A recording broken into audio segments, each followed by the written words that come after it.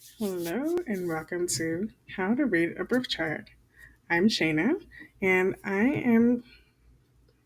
this is going to be what's the word I want to say?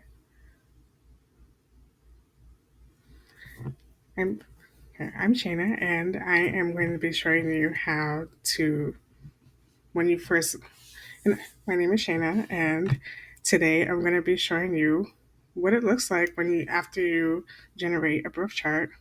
What are the first things you should look at? What do the symbols mean? And how do you bring all that information together to start to form a story about whoever the chart is for, whether it be yourself or for a friend, for a client? And just this is for beginners, but it's also a great refresher for those who are starting to start doing client work or just exploring going through different types of charts like for events, etc., etc. So before we get started, like I said, I'm Shayna. I'm a creator, a visionary, an artist, a truth seeker, cycle breaker, and foundation builder. By trade, I'm an interior designer, but since birth, I like to say that I have been an artist. I'm also a mom, a wife, a daughter, and a friend. And in astrology, my big three, I'm a Taurus sun, Capricorn moon, and a Gemini rising. And in human design, I'm a 2-4 self projected projector. So if you don't know what any of that means, that's okay. But it's just giving you a little bit of my cosmic blueprint, how my energy naturally works. And, if you happen to have any of these signs, with like if your sun is in Taurus, Capricorn, or Gemini, you might resonate with some of the things that I say or just resonate with my energy in general. So, we begin with the introduction. What is a birth chart? So, a birth chart is a generated screenshot of the energy at the exact time that you were born. So, let's say you were born right now, it's 9:42 in the morning. So, if you were born right now, if you were to go onto, astro.com, that's one of the websites you can go to generate a birth chart, you would get uh, a chart that would have, so I have 12 slices that have the 12 zodiac signs, and it looks pretty much like a pizza pie. Um, but you would see that there are these symbols and there's the signs, and you'll see different planets that are in there. And it's just giving you a screenshot of what is happening at that moment. It's a representation of your unique energy. The movement of the planets and planetary bodies through the 12 zodiac signs influence the circular shape of the birth chart. So, for in Western astrology, it's a circle, but in other types of astrology, it might be a different shape. But for this practice, we're using Western astrology, um, Placidus, whole sign. If you're aware of what those means, if you're not, that's okay. For the most part, it's going to be a circular graph birth chart. Each of the 12 slices houses one of the 12 zodiac signs with corresponding life themes.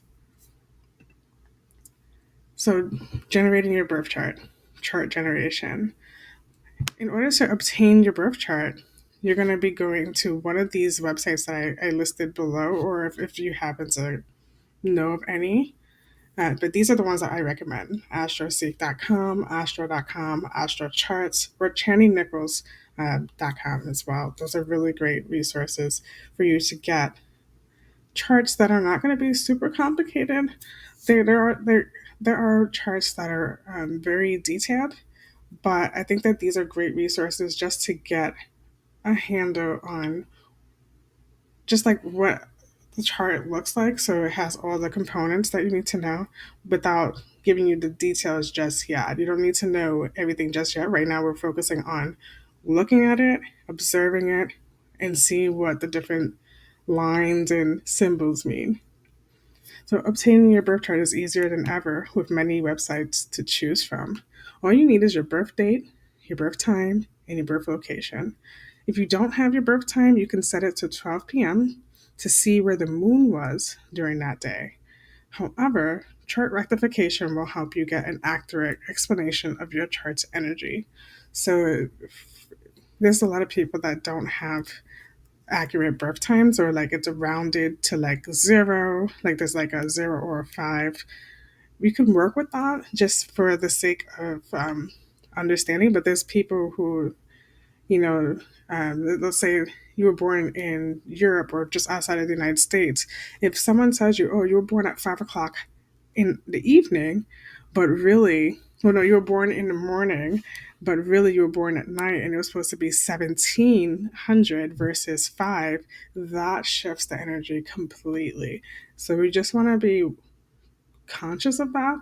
But for the sake of understanding how to read a birth chart, just use what you have and experiment. That's the whole thing. That's the whole purpose of this, is to experiment, explore, and just understand, you know, how things are put together and see if it actually is accurate. Because even if you do have an accurate birth time and you feel like that vibes with you, you still have to get to know the different components of what makes you you. Like, you're an ever evolving being, you know?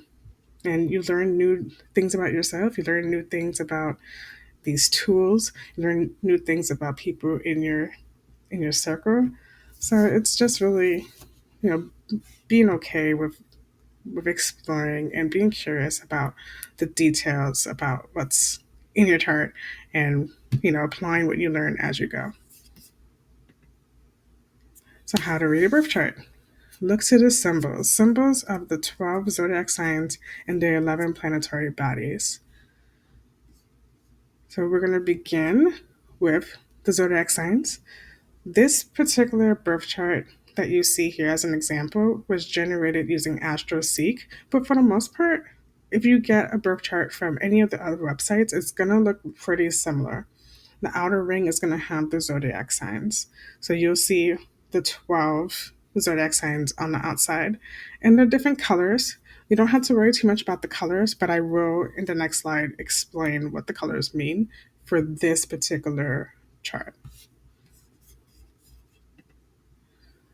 So the signs and their symbols. So we have each of the zodiac signs, and I place the color associated with them so you can see what they mean. So red is going to be for the fire elements, black is going to be for earth elements, green is for air elements, and blue will be for water elements. So we know Aries is a fire sign, Taurus is an earth sign, Gemini is an air sign, Cancer is a water sign, and so on and so forth, as you can see from here. So just to go back, and you can see the different colors on the chart, and then you can reference back to this graph to help you kind of, if you're not familiar, that'll help you to understand like what you're seeing piece by piece. And now we're going into the second ring. So we were on the outer ring, now we're in a little bit more. And you're going to start to see the planets, the 9 planets and other celestial bodies. So on here, you're going to see the 9 planets from the Sun, the Moon, Mercury, Venus, Mars, Saturn, Jupiter, Neptune, Uranus, Pluto. And then you're also going to see there's planetary bodies or celestial bodies such as Chiron, which I don't know if you can see, but it looks like a key. And then you'll see the North and South node, which look a little bit like headphones. Right. Yeah, they look like headphones. I will show it in the next slide just so you can see the symbols. But there's some things that you don't have to worry about right now. But I did want to mark the ones that you'll see often. So here, again, like I said, like Chiron looks like a key, and then the North and South node look like headphones. So like the North node is like headphones.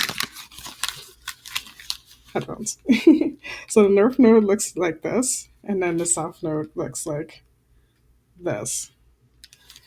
Just for a visual representation to help you see what you're looking at on a birth chart. Oops. And now we're going into the thin inner ring, which is the 12 houses. Each of the houses is going to hold a different theme and aspects of life in general that become activated by your natal planets, which are your what's on your birth chart, and transiting planets, which are like right now the sun is going through Pisces. Your sun is going to be like your sun sign is always going to be whatever it is. So I'm a Taurus sun. I will always be a Taurus sun. But there, if you look at the transiting sun, the sun is going to be in a different sign depending on what time of year it is. So right now it's in Pisces, and it's going to be in a different part of my chart. It's not going to be where it was on my birth chart. It's going to be, where Pisces is on my birth chart. So, a little bit more information about the 12 houses. I put keywords on each of the houses to give you an idea of what themes they bring. So, like, if you, like, for example, I'm a Gemini rising, so my first house starts in Gemini. The first house starts with you. It's talking about your body, your image, your worldview, your appearance. It gives you details about, like, your appearance and your relationship with self. And I also wanted to put the angles. So if you look closely, the blue sections, the blue slices, those are the angles of your birth chart. They might not look like this in your birth chart if you're using the Placidus house system, but if you use the whole sign house system, it's going to look like this because it's going to evenly have the slices have represent each of the zodiac signs evenly around. So you'll literally have the first house is going to be the same size as the second house, the third house, and so on and so forth.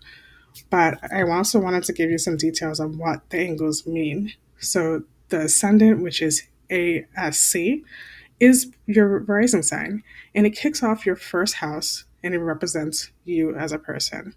Your rising sign is basically the sign that was rising above the horizon at the time of your birth. The descendant, which is literally right across, it starts your seventh house.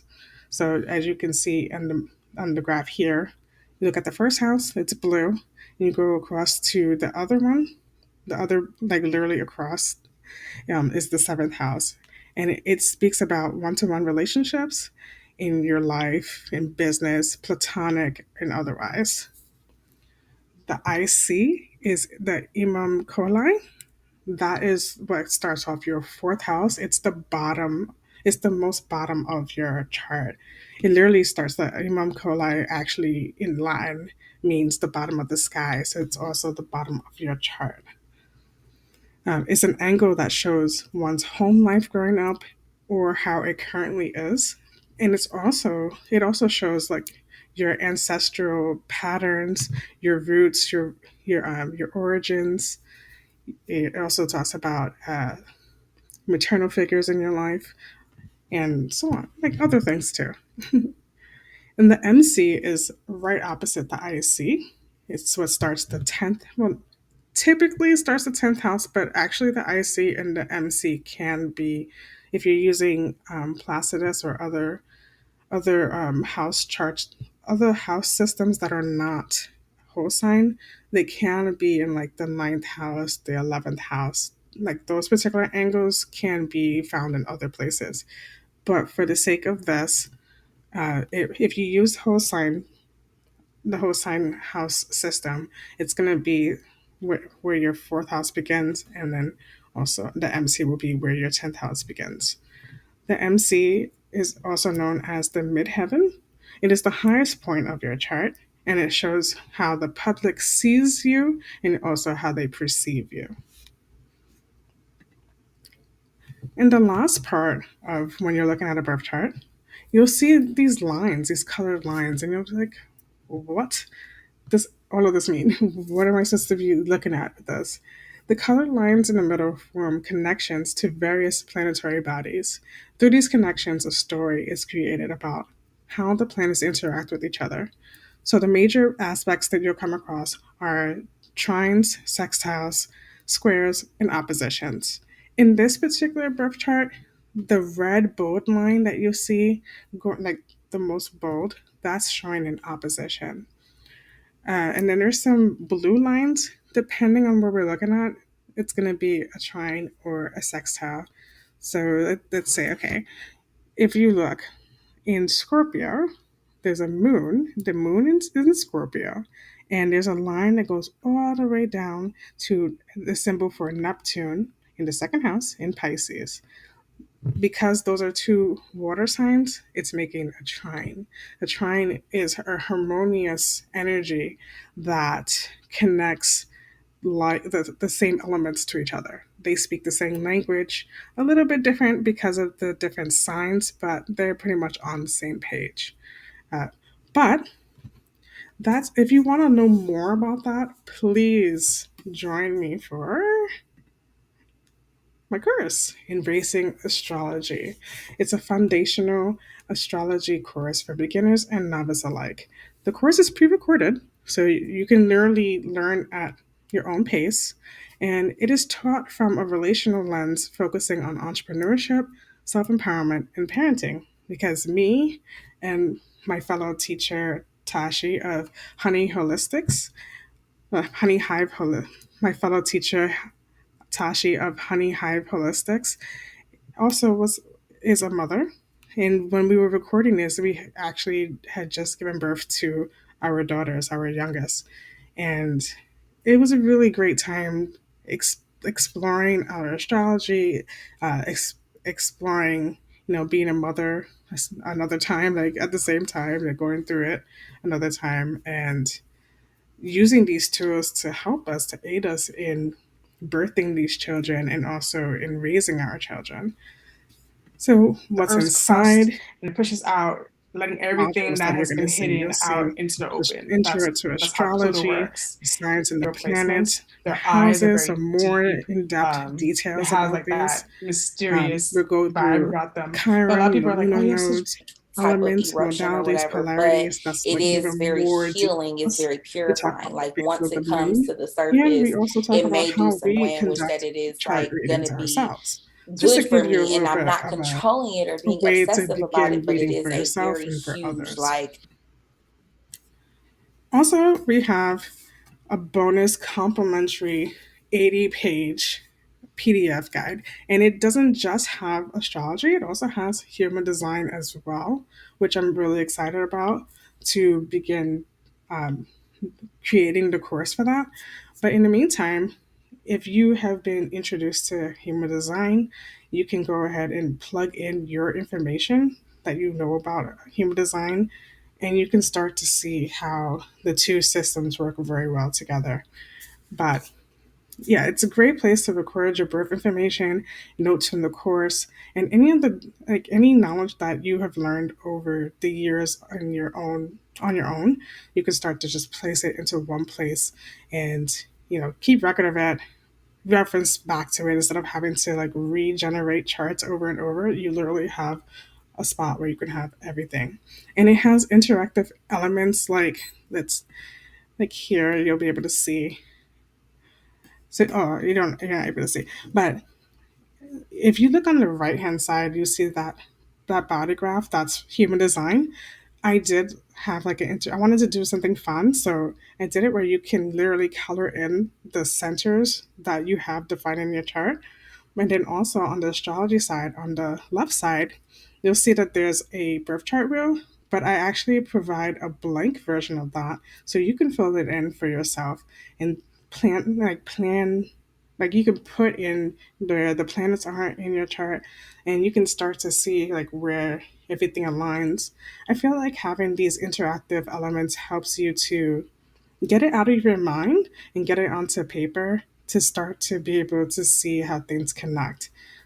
Some people are visual learners, some people are auditory. I think this is great to also include kinetics, so you can start to actually put your pen to paper and put it all together. Hopefully, it'll start to make sense. And there's also a community space. So if you have any questions, you can drop your questions there and we can have conversations. Another thing that I added recently is Astro HD Nerd Out sessions, which I will be doing uh, at least once a month. If not, maybe I'll do it twice a month, depending on how people are feeling about the information. But I think that that's a really great way to just like ask like random questions, like, what do you think about, Sun square Mars, like that energy? Like we can just talk about different things and, just be curious, have fun. I want it to be fun. I want it to be, educational. But like these are tools that we can use in our life while we're raising our children, while we move in the world, while we build and repair relationships. These tools are really helpful. So please join me in the course. If not, there are other ways to connect with me through Substack, through Instagram, and yeah. So I hope this was helpful, and I will talk to you soon. Bye.